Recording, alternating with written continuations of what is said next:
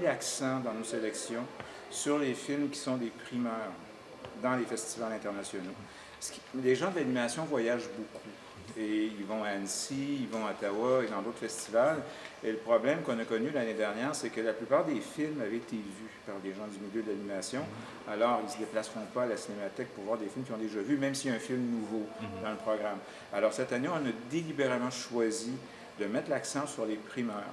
Et dans cet esprit, il y a 2 films de réalisateurs majeurs qu'on présente en première nord-américaine, et j'en suis très content. Tout d'abord, Errol Koenig, du Suisse Georges Witzgebel, et Endgame, du Britannique Phil Molloy. Il y a d'autres titres que je pourrais donner, mais ces 2 titres-là me réjouissent particulièrement parce qu'il s'agit d'auteurs de renom. Georges Witzgebel produit des films assez régulièrement, mais dans le cas de Phil Molloy, ça faisait quand même un certain temps qu'on n'avait pas eu de nouvelles de lui. C'est très abrasif comme film, et je pense que ça va être un film à débat lors des sommets. On mise beaucoup sur la formule des sommets pour créer un événement parce qu'on estime qu'il est important d'avoir un événement célébrant l'animation dans une ville comme Montréal. Alors, donc, on développe cet aspect événementiel depuis déjà quelques années, mais cette année, on a donc accru davantage cet aspect événementiel, notamment en créant des événements hors normes. Bon, j'ai à côté de moi M. Patrick Bouchard, qui vient de donner une mémorable classe de maître dans un cadre spectaculaire. Je suis très heureux, ça s'est vraiment bien passé, je pense. Il y a eu un taux de participation intéressant pour moi, pour la personne qui est devant, qui présente ses films et la technique et son travail et tout ça. C'est sûr que quand les gens se déplacent pour venir, ça dénote un certain intérêt, en tout cas, face au cinéma d'animation de marionnettes que je fais aussi. Fait que pour moi, c'est une bonne chose pour moi, c'est une bonne chose pour le cinéma d'animation de marionnettes aussi. C'est quand même un 4 heures au total. C'était 5 heures avec la pause, évidemment, mais oui, un 4 heures intensif.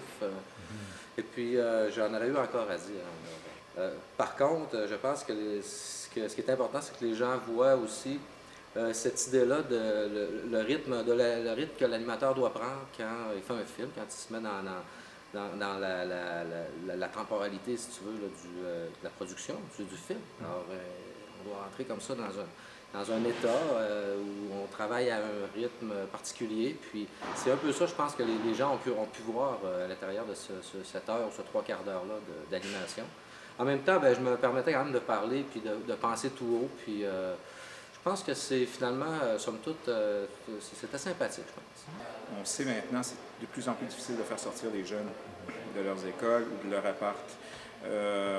On connaît les difficultés des salles de cinéma, donc qui sont de plus en plus vides.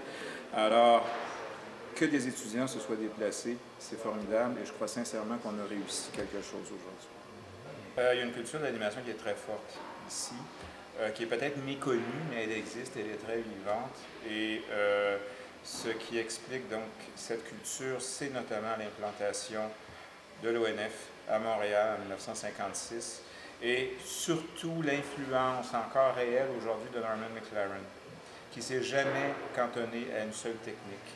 Il y a des cinéastes d'animation célèbres, si on pense par exemple au Tchèque Trinka, qui a fait des animations de marionnettes durant toute sa vie. McLaren, lui, avait une palette multiple.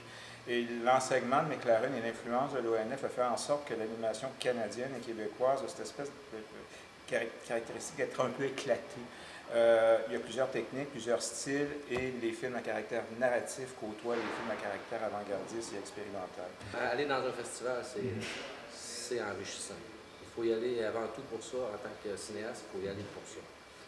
Tu vois, l'année passée, je suis allé à Annecy, je n'avais pas de film, mais je suis allé parce que j'ai eu l'appel. Je sentais qu'il fallait que j'y aille, c'était le temps que j'y aille, c'était le temps que je renoue avec le milieu, puis c'était le temps que je m'inspire, je commence une nouvelle production, j'ai besoin de voir ce qui se fait actuellement, puis de me dire, il faut que je me situe moi à travers ça, puis, puis parfois c'est inspirant.